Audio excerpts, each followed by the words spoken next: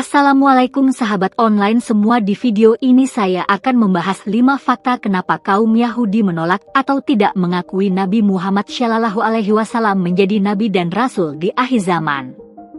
Inilah faktanya. 5 fakta kenapa kaum Yahudi menolak Nabi Muhammad. Nomor 1. Tidak semua kaum Yahudi menolak Nabi Muhammad. Beberapa orang Yahudi pada zaman Nabi Muhammad menerima dan mengakui keutamaan dan kenabian beliau. Namun, sebagian besar kaum Yahudi pada waktu itu menolak Nabi Muhammad karena pertentangan ajaran-ajarannya dengan keyakinan dan praktik keagamaan mereka. Tidak semua kaum Yahudi pada masa Nabi Muhammad menolak beliau. Sebenarnya, ada sejumlah orang Yahudi yang menerima dan mengakui kenabian Nabi Muhammad. Misalnya, beberapa kelompok Yahudi di Madinah, seperti suku Aus dan suku Khazraj, menerima Islam dan mendukung Nabi Muhammad. Mereka melihat kebenaran ajaran beliau dan memandangnya sebagai pemimpin spiritual yang dijanjikan dalam kitab-kitab mereka. Selain itu, ada juga contoh individu-individu Yahudi yang menerima Islam dan menjadi sahabat Nabi Muhammad, seperti Salman Al-Farisi, yang merupakan seorang Yahudi sebelum memeluk Islam. Salman kemudian menjadi sahabat dekat Nabi dan berperan penting dalam peristiwa-peristiwa penting dalam sejarah awal Islam. Jadi, penting untuk diingat bahwa penolakan terhadap Nabi Muhammad oleh sebagian kaum Yahudi pada masa itu tidak mewakili seluruh komunitas Yahudi pada umumnya. Ada individu dan kelompok Yahudi yang menerima dan mengakui kenabian beliau, sementara yang lain menolaknya karena berbagai alasan yang telah disebutkan sebelumnya. Nomor 2. Salah satu alasan utama penolakan kaum Yahudi terhadap Nabi Muhammad adalah karena beliau merupakan pemimpin agama baru yang mengajarkan tauhid dan mengklaim dirinya sebagai nabi terakhir. Hal ini bertentangan dengan keyakinan Yahudi yang menekankan keunikan Allah dan belum menerima nabi terakhir setelah Nabi Musa. Salah satu alasan utama penolakan kaum Yahudi terhadap Nabi Muhammad adalah karena perbedaan keyakinan yang mendasar antara Islam dan agama Yahudi pada waktu itu. Keyakinan sentral dalam agama Yahudi adalah monoteisme yang teguh, yaitu keyakinan akan keesaan Allah yang unik dan bahwa tidak ada nabi setelah Nabi Musa.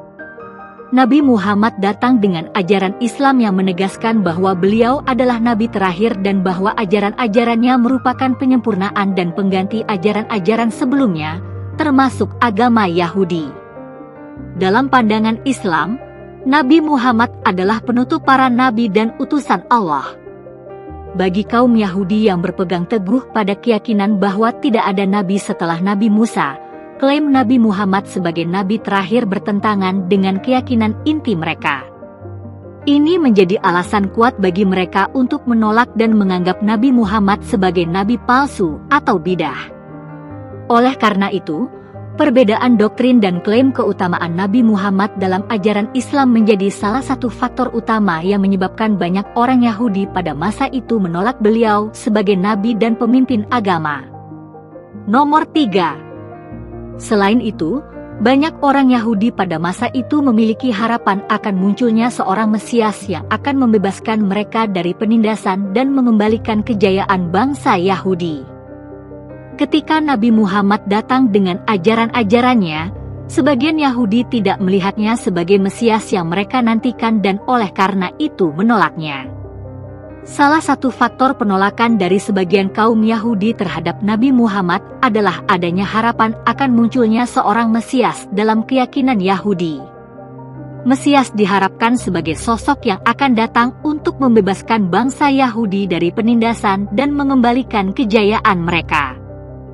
Ketika Nabi Muhammad datang dengan ajaran-ajarannya, sebagian orang Yahudi tidak menganggapnya sebagai Mesias yang mereka nantikan. Mereka mengharapkan Mesias yang akan muncul dari kalangan mereka sendiri atau memiliki karakteristik dan tanda-tanda tertentu yang diharapkan. Nabi Muhammad berasal dari suku Quraisy di Arab, bukan dari keturunan raja-raja atau pemimpin-pemimpin Yahudi. Juga, beliau tidak memenuhi harapan-harapan yang terkait dengan peran Mesias dalam tradisi Yahudi pada waktu itu. Karena ketidaksesuaian ini, banyak orang Yahudi menolak Nabi Muhammad sebagai Mesias yang dijanjikan dan oleh karena itu menolak ajaran dan klaim beliau sebagai Nabi terakhir. Perbedaan antara pandangan Yahudi tentang Mesias dan klaim Nabi Muhammad mengenai dirinya menyebabkan penolakan ini terjadi. Nomor 4. Terdapat konflik politik dan sosial antara Nabi Muhammad dan suku-suku Yahudi di wilayah Arab pada masa itu. Ketegangan ini juga berkontribusi terhadap penolakan mereka terhadap beliau, karena Nabi Muhammad mengambil tindakan terhadap suku-suku Yahudi yang melakukan pengkhianatan atau melawan umat Muslim. Pada masa Nabi Muhammad, terdapat konflik politik dan sosial antara beliau dan beberapa suku Yahudi di wilayah Arab. Konflik ini dapat menjadi salah satu faktor penolakan dari sebagian kaum Yahudi terhadap beliau. Beberapa suku Yahudi di wilayah Arab pada saat itu memiliki hubungan yang tegang dengan umat Muslim dan Nabi Muhammad. Konflik ini dapat berasal dari perselisihan politik, perbedaan pandangan agama, maupun tindakan pengkhianatan yang dilakukan oleh sebagian suku Yahudi terhadap kaum Muslim. Nabi Muhammad mengambil tindakan terhadap suku-suku Yahudi yang melakukan pengkhianatan atau melawan umat Muslim. Contohnya adalah tindakan beliau terhadap suku-suku Yahudi di Madinah setelah Perang Khandaq, Perang Parit, di mana suku-suku Yahudi diusir dari Madinah karena dianggap mengancam keamanan umat Muslim. Konflik politik dan sosial ini menciptakan ketegangan antara Nabi Muhammad dan sebagian suku Yahudi, yang pada gilirannya berkontribusi terhadap penolakan mereka terhadap beliau. Tindakan-tindakan Nabi Muhammad terhadap suku-suku Yahudi yang melanggar perjanjian atau mengancam umat Muslim menjadi salah satu faktor yang memperburuk hubungan antara beliau dan kaum Yahudi pada masa itu.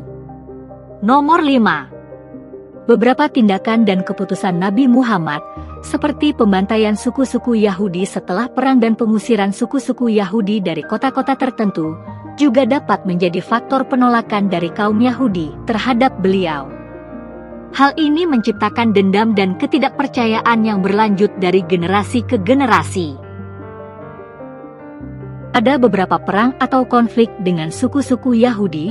Setelah umat Muslim meraih kemenangan, Nabi Muhammad mengambil keputusan untuk menghukum suku-suku Yahudi yang dianggap melakukan pengkhianatan atau melawan mereka.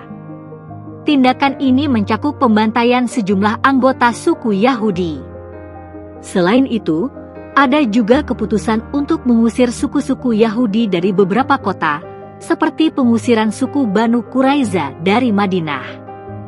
Tindakan ini diambil sebagai respons terhadap pengkhianatan yang dilakukan oleh suku-suku Yahudi tersebut. Tindakan-tindakan ini, yang dianggap keras dan berpotensi merugikan bagi kaum Yahudi, dapat menciptakan rasa dendam dan ketidakpercayaan yang berlanjut dari generasi ke generasi.